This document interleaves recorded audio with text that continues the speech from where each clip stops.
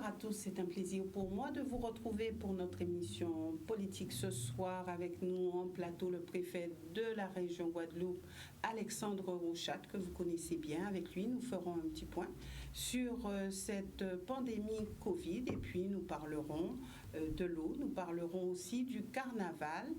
Et nous essaierons de nous coller à l'actualité. Monsieur le préfet, bonsoir et merci d'être avec nous. Bonsoir, merci beaucoup de m'accueillir sur votre plateau.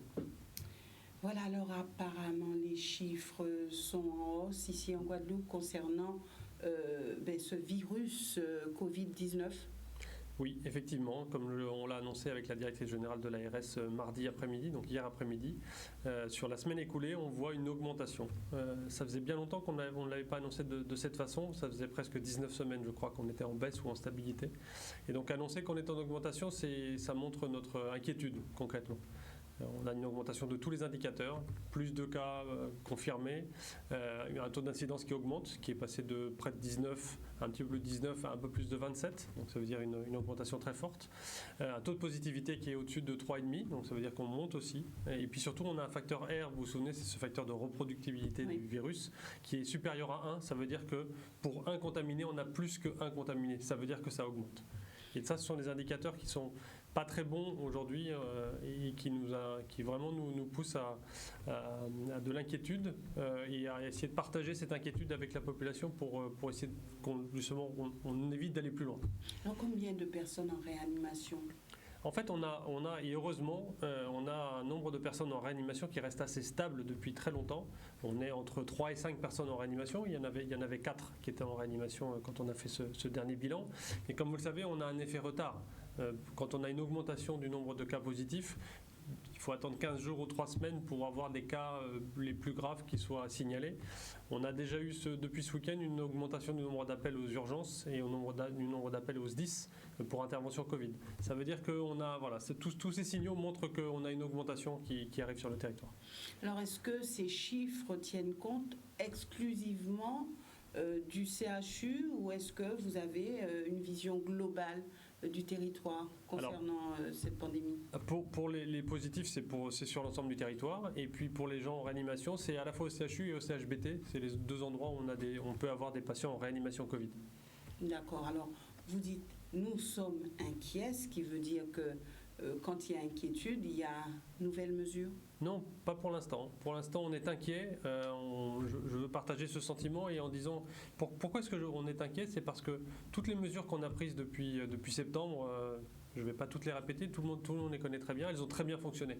On a réussi à passer la vague épidémique de septembre-octobre. On a réussi à passer les vacances de la Toussaint sans avoir une augmentation et en diminuant. Et on a réussi à passer les vacances de Noël sans augmentation et en stabilisant. Et donc, ça veut donc dire qu'avec ces mêmes mesures, on est capable d'absorber une augmentation parce qu'aujourd'hui, je pense que c'est assez humain, je pense que les gens en ont un peu assez de respecter strictement les gestes barrières. Voilà, moi je dis, faites attention, faisons attention. Il est important de continuer à respecter tous les gestes qui sont là parce que c'est ça qui nous protège et qui nous évite d'avoir une augmentation des cas des virus. Une augmentation du nombre de cas des virus, c'est une augmentation potentielle des gens qui sont atteints de formes plus graves, de gens qui sont atteints par d'autres maladies qui pourraient en plus avoir le Covid. C'est un schéma qu'on connaît bien, ça veut dire une augmentation de gens en réanimation à l'hôpital et ça veut dire ensuite pour éviter et rebasculer, redescendre cette pente, ça veut dire prendre des mesures plus difficiles, pas tout de suite, mais plus tard. Souvenez-vous, et je vous laisse poser votre question, en août dernier, on a eu une augmentation assez forte en un mois et on a mis 18 semaines à baisser. Est-ce qu'on peut dire que le variant Covid est chez nous ?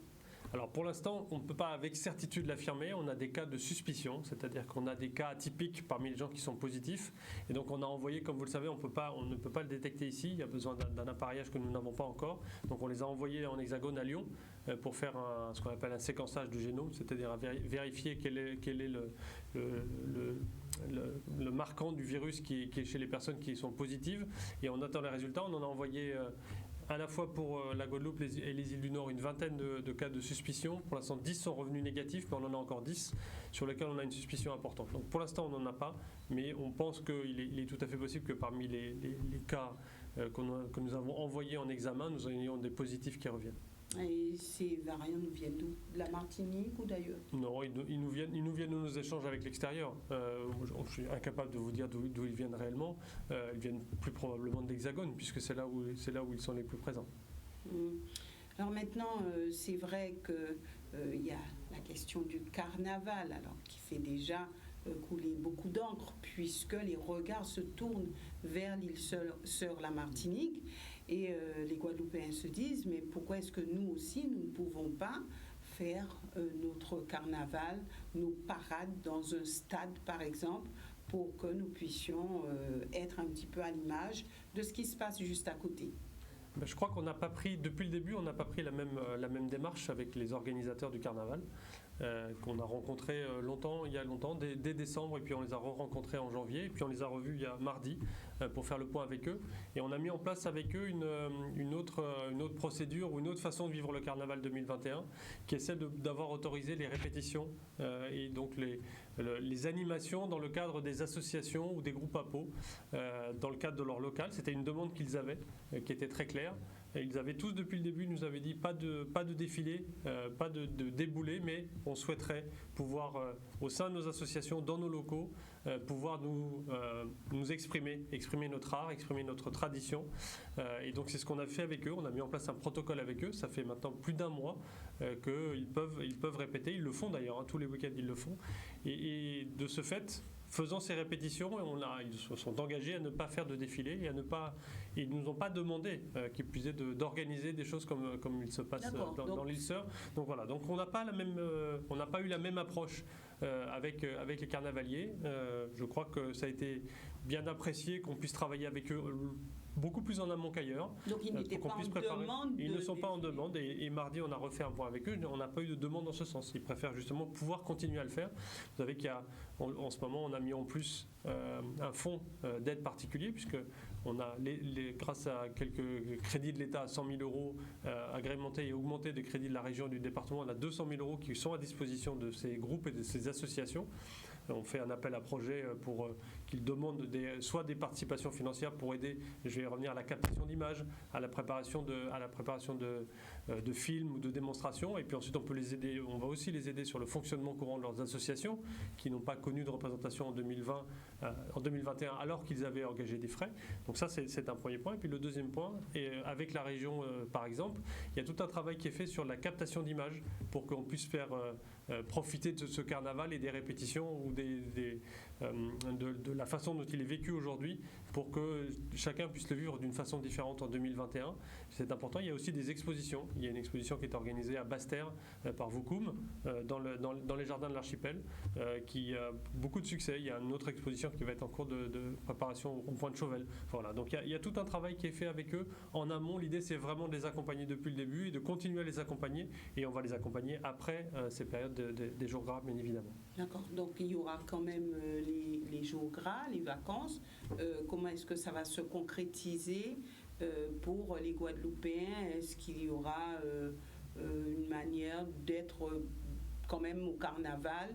Est-ce que sur les programmes télé, il y aura des diffusions? Je crois que les programmes télé vont être associés. Il y a aussi des chaînes web qui seront mis en œuvre avec des reportages web. Et puis maintenant, chacun peut diffuser aussi s'il le souhaite. Alors, c'est pas à vous que je veux dire ici, puisqu'on est sur un média télévisuel. Donc je crois que Canal 10, pour le coup, va le faire et a organisé un programme.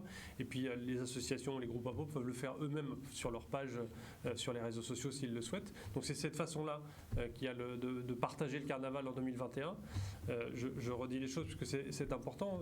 Puisqu'on a travaillé sur ces protocoles, puisqu'on a autorisé ces répétitions et ces organisations au sein des associations, le pendant, c'est qu'il n'y a pas de déboulé, évidemment, il n'y a pas de défilé sur la voie publique. C'est interdit. Pourquoi est-ce que c'est interdit? Parce que pendant qu'on défile et qu'on fait des déboulés, on sait très bien qu'on ne respecte pas les gestes barrières. C'est extrêmement compliqué à faire. Et donc c'est pour ça que c'est interdit. On ne peut pas se rassembler à plus de 6 sur la voie publique. Et donc il y aura ce week-end des contrôles de police et de gendarmerie pour être sûr que on est bien dans le cadre du respect de ce protocole. Alors contrôle, pas de couvre-feu? À ce stade, il n'y a pas de couvre-feu. Je n'ai pas l'intention d'en donner puisque, je vous dis, on a vu avec les associations et ça devrait se passer comme il est prévu depuis le début. D'accord. Vous faites confiance aux associations? Je fais confiance aux gens responsables et j'ai rencontré dans ces groupes des gens responsables et donc on a convenu ensemble en responsabilité de ce qu'on pouvait faire et de ce qu'on ne pouvait pas faire. Est-ce qu'on peut dire que ceux qui seront en dehors de cela seront sanctionnés? Oui, bien sûr. Ils le seront, comme ont été sanctionnés quelques personnes ou quelques groupes qui se sont permis de faire des déboulés depuis quelques week-ends. Soit on les verbalise sur le coup, soit on les verbalise après, puisque grâce aux images qui circulent partout, on est tout à fait capable de retrouver les gens qui ont participé à ces déboulés sauvages. Et donc à Morne-à-l'Eau, par exemple, il y a quelques temps, il y a eu un déboulé, et donc on a réussi à retrouver une vingtaine ou une trentaine de personnes qui avaient participé à ce déboulé qui ont été verbalisées. Et ça va jusqu'où? Une somme c'est 135 € 135 à chaque fois qu'on est constaté sur la voie publique. Donc ça peut être plusieurs fois. Oui, ça peut se cumuler. Au-delà, monsieur le préfet, donc, il y a aussi cette partie économique. Alors, on a vu qu'il y a eu une pétition, qui circule sur Internet, Sauvons nos emplois. Et puis il y a eu aussi Patrick Vial-Collet qui est monté au créneau pour dire qu'il faut arrêter avec ces motifs impérieux puisque le tourisme est moribond. Alors qu'avez-vous à dire à cela? Je pense que la première chose, à mon avis, c'est qu'il faut qu'on revienne à l'origine et expliquer pourquoi il y a des motifs impérieux aujourd'hui. Pourquoi est-ce qu'on a besoin de protéger les accès de la Guadeloupe? Et bien, on en a parlé tout à l'heure, ce sont les variants. Vous m'avez demandé d'où les variants venaient, je vous ai dit que très probablement ils venaient de l'Hexagone, c'est là où ils sont le plus présents. Et donc tant qu'on n'est pas capable ici en Guadeloupe, comme ailleurs d'ailleurs, comme c'est le cas en Martinique ou comme c'est le cas dans les autres îles d'outre-mer, comme on n'est pas capable d'absorber une augmentation potentielle d'une troisième vague, honnêtement on n'a pas envie de revivre ce qui s'est passé pendant la deuxième vague. Je pense que personne n'a envie de revivre cette tension que nous avions, cette tension très forte sur l'hôpital, la difficulté et l'obligation d'avoir des renforts de la part du service de santé des armées pour pouvoir prendre en charge tous les patients qui étaient dans des situations très graves à l'hôpital. Donc si on ne veut pas vivre ça, il faut qu'on évite d'avoir une augmentation de l'épidémie. Aujourd'hui, on voit qu'on a réussi à la maîtriser, comme je le disais, depuis quelques semaines, à l'état qu'on a aujourd'hui. On a un risque très fort avec les variants. Les variants, ils ont aujourd'hui, moi je ne suis pas médecin, je ne suis pas à l'ARS comme vous le savez, mais on sait que ces variants, a priori, ne sont pas plus dangereux. En revanche, ils sont beaucoup plus contagieux. C'est-à-dire que pour une même personne qui serait atteinte de la Covid, telle qu'on l'a connue il y a 3 mois, et qui serait atteinte de la Covid avec la forme de variant, eh bien on a 3 fois plus de possibilités de contagion. Donc vous imaginez que ça explose en fait, en termes d'épidémie. Et c'est ça qu'il faut éviter aujourd'hui. Pour éviter ça aujourd'hui, on n'a pas 50 solutions. La seule solution, c'est d'éviter d'avoir trop de flux qui viennent de l'Hexagone, c'est-à-dire qui viennent d'endroits où ces variants sont présents. Je l'ai dit, c'est une course contre la montre. La course contre la montre, c'est, on n'a rien, vous savez qu'on n'a pas de solution pour guérir de la Covid-19, on n'a pas de médicaments pour le traiter. La seule solution, c'est d'éviter de l'attraper. Soit on évite de l'attraper en mettant des barrières physiques, on met des masques, on évite aux gens de se déplacer, on évite les regroupements de plus de 6 personnes, on évite aux gens d'Hexagone de venir ici. Et l'autre solution qui se complète, c'est la vaccination. Entre les deux, on n'a pas d'autre solution. Donc il faut que cette vaccination augmente et petit à petit, on gagnera en capacité à pouvoir se protéger. Monsieur Vial-Collet, je comprends tout à fait, il explique, et il a à juste raison, qu'il y a un impact très fort sur l'activité touristique, évidemment, puisque sur l'hôtellerie, sur les transports aériens, et puis pas seulement sur l'hôtellerie, aussi sur ceux qui vivent de façon indirecte de l'arrivée des touristes. Je pense aux taxis, je pense aux gens qui leur louent des gîtes, aux gens qui font des excursions, aux gens qui font des sorties à bateau. Enfin, voilà, toute cette activité économique, on en a bien conscience qu'elle subit un impact très fort, qui est un impact qu'elle a subi déjà l'an dernier quand on avait mis en place ces mêmes motifs impérieux, et qui est l'impact qui existe partout où on empêche en fait l'activité économique. Pour autant, le risque est majeur. Il est très important. Il concerne l'ensemble de la société guadeloupéenne. C'est donc important de la protéger et il faut ensuite qu'on prenne des mesures pour protéger ces entreprises, c'est-à-dire leur permettre de passer cette crise. Et pour leur permettre de passer cette crise, ce sont toutes les aides que l'État a mises en place. Et puis on est en train de travailler pour adapter d'autres aides, plus particulièrement dévolues à ce secteur du tourisme. Donc on est en train de travailler dessus. Les hôteliers disent nous avons su contenir les choses, nous avons tout mis en place, donc il n'y a pas de risque. Nous sommes des hôteliers responsables. Alors, est-ce que il y a raison de fermer comme ça? Alors, il y en a qui ont dit on n'a pas fermé les frontières de la Guadeloupe, on a fermé les frontières du tourisme. Alors, premièrement, on n'a pas fermé entre l'Hexagone et ici, c'est pas les frontières qu'on a fermées, c'est simplement les liaisons entre l'Hexagone et la Guadeloupe. Ensuite, oui, ils ont été responsables, mais entre le moment où des exemples qu'on donne, c'est pour les vacances de Noël, où on a eu beaucoup de touristes qui sont arrivés. Premièrement, il n'y avait pas de variant, ça n'existait pas. Donc on n'avait pas cette forme de variant qui est présent aujourd'hui en métropole. Je ne sais pas si vous avez entendu les derniers chiffres, mais les médecins expliquent que plus de la majorité des gens qui sont maintenant positifs en région Île-de-France, dans l'Hexagone, sont atteints du variant britannique. Donc ça veut dire que vous voyez un peu la rapidité avec laquelle il a pris la place de la Covid telle qu'on la connaissait. Ça c'est le premier point. Le deuxième point, c'est que parmi tous les 40 000 personnes qui ont voyagé à Noël, il n'y avait pas que des touristes. Il y avait aussi beaucoup de gens qui sont allés, pas seulement dans les hôtels, je veux dire, ils sont allés ailleurs, dans les gîtes, ils sont allés aussi en famille. Donc en fait, on n'est pas capable de savoir, d'avoir cette maîtrise sur l'ensemble de la population. Vous vous souvenez, il y avait un syndicat qui m'avait demandé au moment des vacances de Noël d'interdire les touristes. Oui. Il voulait que je prenne un arrêté d'interdiction des touristes. Et bien là, si je me permets ce petit rapprochement, on me demanderait presque d'interdire ou de n'autoriser que les touristes, parce que ce sont ceux qui sont à l'hôtel avec lesquels on peut respecter les protocoles. Ce sont les hôteliers, les professionnels du tourisme qui le disent. Oui, bien sûr, mais on peut pas. Vous voyez très bien qu'on peut pas. Je peux pas limiter à cela. Et donc, il faut aujourd'hui que chacun comprenne que cette mesure elle est prise pour protéger l'ensemble de la population. Ouais. Et de toute façon, on continue sur les mesures qui ont été mises en place. Exactement, on n'a pas changé, il n'y a pas d'augmentation, mais il n'y a pas non plus de diminution dans nos mesures. Le port du masque, l'absence de rassemblement de plus de 6 personnes, le fait de garder une distance importante de plus de 2 mètres, donc on demande même d'élargir, ça c'est l'effet variant, on demande d'élargir encore, évidemment pas de s'embrasser, pas de se serrer dans les bras si c'est vraiment indispensable. Il y a un cluster qui a été isolé cette semaine, c'est un cluster familial. Ça faisait longtemps qu'on n'en avait pas eu. Donc ça veut dire que concrètement, il y a eu à nouveau de la proximité entre les gens dans un espace familial avec beaucoup de personnes visiblement. Alors maintenant, concernant la vaccination, est-ce qu'on peut dire qu'aujourd'hui, les Guadeloupéens sont en confiance vis-à-vis de ce vaccin? Alors, je pense qu'ils sont de plus en plus en confiance vis-à-vis du vaccin, puisque les chiffres augmentent beaucoup. On a 10 centres qui sont ouverts aujourd'hui, des centres pérennes, les CH, le CHU, le CHBT par exemple, des centres de vaccination qui existaient, qu'on a mis en place qui existaient de façon classique et qui maintenant font aussi de la Covid, et puis des centres éphémères. Il y en a à Basse-Terre, il y en a à Vieux-Habitants. On a ouvert des centres de vaccination. On était, quand on a fait notre communiqué de presse avec l'ARS, à 3600 vaccinations. Hier soir, on était à plus de 4000. Donc voilà, on voit une augmentation du nombre des vaccinés. 4000 de première injection. Hein. Pas en plus, il faudrait rajouter les gens qui ont fait leur deuxième injection, puisqu'on a déjà des gens qui arrivent à la période de rappel. Donc c'est en train d'augmenter. Ça n'est pas encore suffisant. On sent bien qu'il y a besoin encore de vacciner. Pour atteindre l'objectif en termes de vaccination que s'est fixé l'ARS, il faudrait qu'on ait presque 1000 vaccinations par jour. Vous voyez qu'on n'y est pas encore, même si ça progresse, il faut qu'on continue encore à augmenter. Est-ce que n'importe qui peut aujourd'hui se faire vacciner ?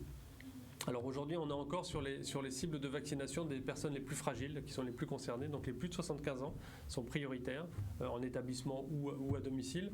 Les gens de plus de 65 ans qui sont atteints de maladies fragiles ou chroniques.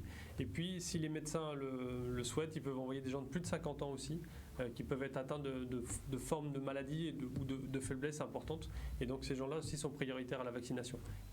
Les professionnels de santé sont aussi prioritaires à la vaccination pour les plus de 50 ans. Est-ce que les professionnels de santé volontiers se font vacciner ? Il faudra leur demander, mais pour l'instant, on voit qu'effectivement, là, beaucoup de médecins se font vacciner. Une grande majorité se fait vacciner. Et petit à petit, les infirmiers, les cadres de santé ou les auxiliaires et les aides-soignants commencent à se faire vacciner aussi. Maintenant, l'eau qui fait couler beaucoup d'encre et pas forcément beaucoup d'eau. Alors, monsieur le préfet, où en est-on exactement concernant l'eau ? Sur l'eau, l'objectif, il est la création du syndicat mixte ouvert qui sera créé au 1er septembre. Le ministre des Outre-mer l'a rappelé. cette échéance, elle est tenue. Elle est tenue par le projet de loi qui a été adopté à l'Assemblée nationale en première lecture, porté par Justine Bénin. Et ce projet de loi va être étudié au Sénat, porté par le sénateur Théophile. Cette proposition de loi, donc, qui va se transformer en loi, elle porte cette échéance du 1er septembre. Elle permet de rallier l'ensemble des EPCI du département et de la région au sein de cette structure unique, de ce syndicat mixte ouvert au 1er septembre. Dans le même temps, je sais que vous allez me le demander, il y a une autre initiative qui est en cours. Il y a une initiative qui est en cours, portée par beaucoup de collectivités, mais pas toutes. 4 au total. Plus le département, plus la région et peut-être le département. Voilà, région, tout à fait. Donc presque toutes les collectivités, sachant qu'il est indispensable pour que se crée ce syndicat mixte ouvert et qu'il soit opérationnel, qu'on ait l'ensemble des collectivités qui soient concernées par cette problématique de l'eau, de la gestion de l'eau, de la ressource jusqu'au robinet. Comment faire pour que toutes les collectivités puissent s'y atteler? Soit elles se rallient toutes à un projet et un modèle qui existe, c'est de passer par l'initiative des collectivités, soit c'est la loi qui ira à son terme et c'est la loi qui obligera tout le monde à y aller. Et pour l'instant, c'est la loi qui seule le permet. Ouais. La loi a pris quelques kilomètres d'avance sur l'initiative des élus.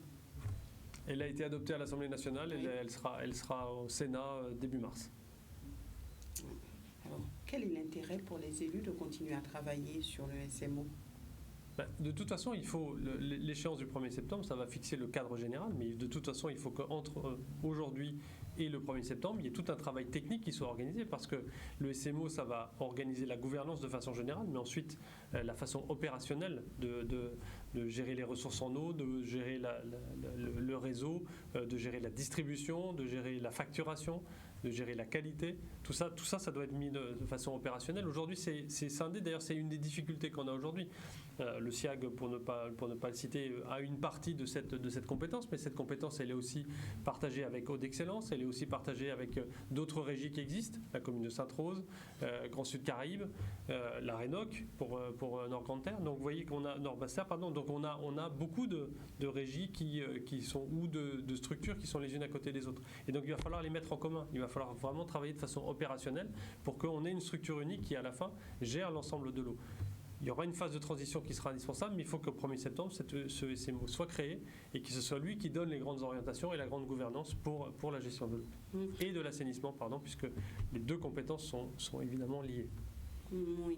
Alors l'État se charge de recouvrer les factures d'eau. Est-ce qu'après, tout cela est reversé au SIAG? Alors l'État ne se charge pas de recouvrer les factures d'eau. L'État agit pour le compte du SIAG, puisque le SIAG n'a plus de régie pour facturer et récupérer l'argent. C'est bien pour le compte du SIAG. Bien sûr, c'est pour le compte du SIAG. D'accord. Maintenant, Monsieur le Préfet, donc il y a, on va dire, un bras de fer entre l'entreprise Veolia et Suez. Vous êtes au courant un petit peu de ce qui se passe entre les deux? Au niveau national? Oui. Alors, probablement, ça sera, on va dire, l'une de ces entreprises qui aura la gestion de l'eau sur notre territoire? Pas nécessairement. Pas nécessairement. Non, il y a plein de modèles existent. D'ailleurs, ce que j'ai cité tout à l'heure, les régies sont tout à fait possibles, c'est-à-dire que ça peut être une organisation sans passer par un opérateur privé. Vous avez le fonctionnement aujourd'hui de la Rénoc qui fonctionne sans passer par un opérateur privé. Donc, ce qui circule en disant que Veolia est déjà sur place, ce n'est pas vrai. Non, absolument pas. Et puis de toute façon, c'est le SMO ensuite qui décidera de la façon dont, justement, c'est tout ce travail opérationnel qui doit intervenir. Et donc c'est le SMO et donc les structures de gouvernance du SMO qui décideront de la façon de gérer ensuite la partie opérationnelle des choses. Donc ce sont les élus qui auront la main là-dessus. Ça sera la structure de gouvernance. Mais vous avez vu que dans la loi, il y avait cette structure de gouvernance, elle était avec les élus, mais il y avait aussi une participation des usagers dans un cadre particulier. Ouais. Enfin, ils auront droit de regard, on va dire, mais pas forcément en termes de décision. De toute façon, à la fin, il faut bien que des gens décident et soient des responsables qui décident, quelle que soit la structure. Donc c'est pareil dans une entreprise, c'est pareil dans un syndicat mixte. Donc cette structure, elle existera et ce sont eux qui devront prendre les décisions. Est-ce qu'il y a une prochaine venue du ministre des Outre-mer programmée? Alors le ministre avait annoncé qu'il viendrait en février, mais ça c'était avant qu'on ait une reprise de cette crise de la Covid.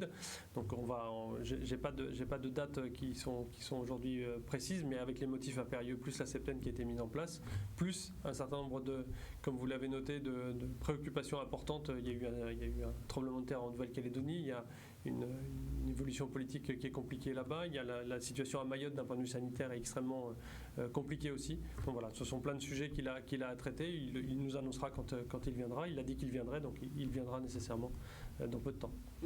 Alors, dernière question, puisque nous sommes malheureusement arrivés au terme de cette émission. Il y a des élections au mois de juin. Est-ce que ça sera très compliqué à organiser sur notre territoire? Pas plus sur notre territoire qu'ailleurs. Ça dépendra évidemment de l'épidémie et de la façon dont l'épidémie sera gérée à cette période. Et donc on aura des adaptations ou pas si l'épidémie est bien passée devant nous et si on a des vaccinations en masse. Voilà. Entre tout cela, on a vécu des élections municipales qui ont été organisées dans un contexte un peu particulier. On en tirera des conséquences et on a appris à travers ces élections municipales. Et donc c'est pour ça que les parlementaires ont décidé de fixer la date au mois de juin pour les élections régionales et les élections départementales. On adaptera en fonction des circonstances, mais on aura suffisamment de temps en amont pour le faire avec les différents responsables des bureaux de vote et les gens qui se présenteront évidemment à ces élections. Merci, Monsieur le Préfet, d'être venu sur ce plateau. Merci aussi à vous, téléspectateurs, de nous avoir suivis. Donc, je sais que vous étiez nombreux à vous inquiéter de ce qui va se passer pour les jours gras. Donc, voilà, vous restez à la maison, pas de déboulé, pas de défilé. Et puis, certainement, les programmes seront adaptés pour que vous puissiez vivre votre carnaval à la maison. Nous reviendrons peut-être sur le carnaval de l'année dernière avec les images que nous avons ici à Canal 10 et comme ça vous aurez l'impression vraiment d'être en plein cœur du carnaval. Excellente soirée à tous.